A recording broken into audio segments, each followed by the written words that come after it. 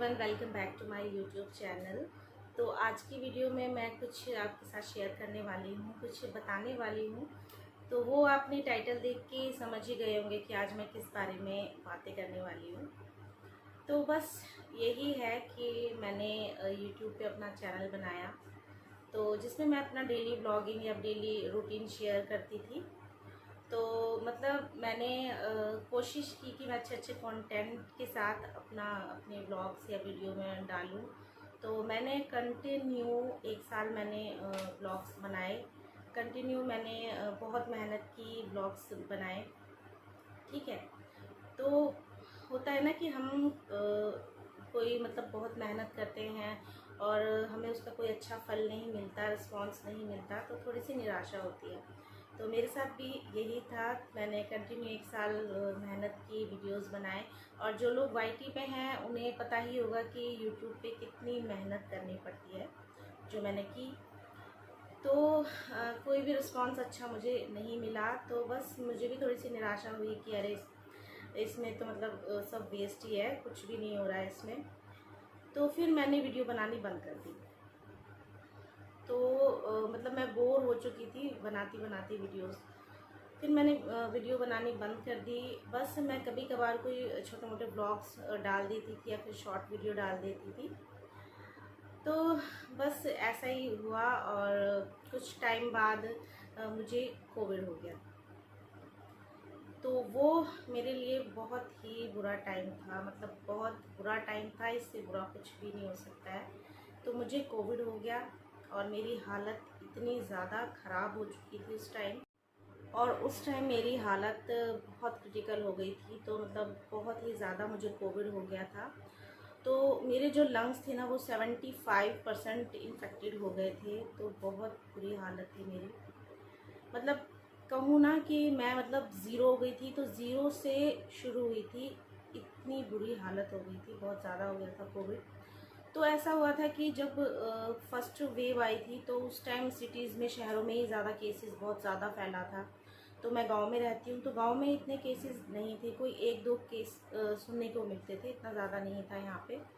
मगर जब second wave आई, तो उस टाइम गांव में भी इतनी बुरी हालत थी। मतलब आस पड़ोस जहाँ भी सुनो, रिश्तेदारों में कुछ ना कुछ ऐसी न्यूज़ सुनने को मिलती थी कि कोविड से डेथ हो गई, ये वो बहुत ज़्यादा हो गया था गांव में भी।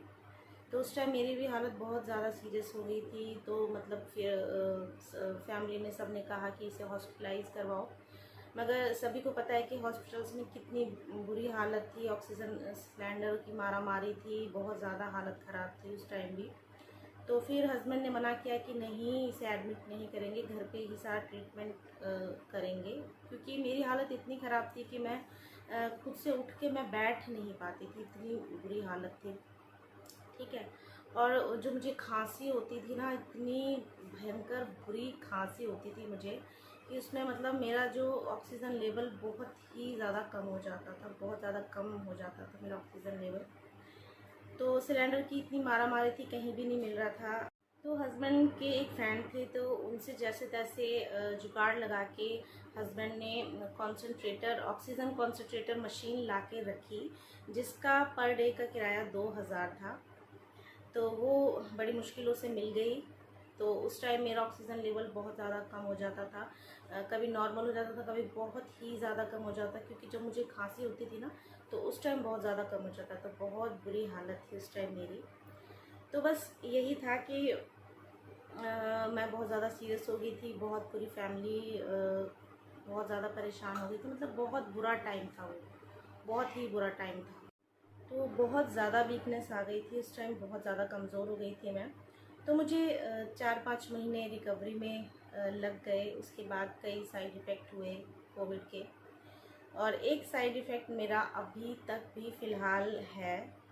तो वो मुझे जो मुझे टेस्ट और मेरी स्मेल बिल्कुल ख़त्म हो चुकी थी, बिल्कुल ही ख़त्म हो चुकी थी। मुझे किसी चीज़ में टेस्ट नहीं आता था, स्मेल नहीं आती थी। मतलब कोई सोप, परफ्यूम, शैम्पू वगैरह किसी चीज़ में, और कोई भी मतलब फ्लेवर नहीं आता था। कुछ भी मैं खाती थी, फ्रूट्स या सब्जियां, रोटी, किसी का भी मुझे फ्लेवर नहीं आता था। बस एक ही फ्लेवर आता था मुझे, और एक ही स्मेल आती थी हर चीज़ में। एक ही और बहुत ही गंदी वाली स्मेल और टेस्ट होता था वो, जो मुझे हर चीज़ में से आता था, मतलब खाने की हो या फिर मैं कोई भी शैम्पू वगैरह, सब में से ही मुझे वही स्मेल और वही टेस्ट आता था, बहुत ही गंदा वाला। तो जिनको हुआ होगा उन्हें पता होगा ये सब की क्या सिचुएशन होती है उस टाइम। तो बस, तो वो मुझे अभी तक भी है उसका साइड इफ़ेक्ट। बस कोई एक दो तीन चीज़ें होंगी जिसका मुझे प्रॉपर फ्लेवर या उसका मुझे स्मेल आती है, बाकी मुझे किसी चीज़ का कोई स्मेल, टेस्ट या फ्लेवर खाने पीने में नहीं आता है। कोई दो चार चीज़ें ही होंगी जो अभी तक मुझे आया है उनका टेस्ट। बाकी मुझे वही गंदी टेस्ट और गंदी सी स्मेल हर चीज़ में से आती है। तो ये साइड इफ़ेक्ट उसका अभी तक भी है। मुझे हो गया होगा, मतलब साल 1.5 साल हो गया है उन बातों को। बस यही शेयर करना था आप सबके साथ कि मैंने क्यों यूट्यूब पे वीडियोस बनानी बंद कर दी, तो क्या हुआ था, कैसे हुआ था मेरे साथ। तो बस यही था। लास्ट मेरी वीडियोस पे 1-2 कमेंट आए थे कि आप कहाँ चले गए, आपने वीडियोस बनाने क्यों बंद कर दी। तो सोचा कि एक वीडियो बनाती हूँ, उसमें ये सारी बातें आपके साथ मैं शेयर करती हूँ। तो बस यही बताना था। और चलिए फिर मैं कोशिश करूँगी कि मैं कंटिन्यू व्लॉग्स या वीडियो में बनाऊँ। और फिर मिलती हूँ एक अच्छे से व्लॉग या वीडियो के साथ। Thanks for watching.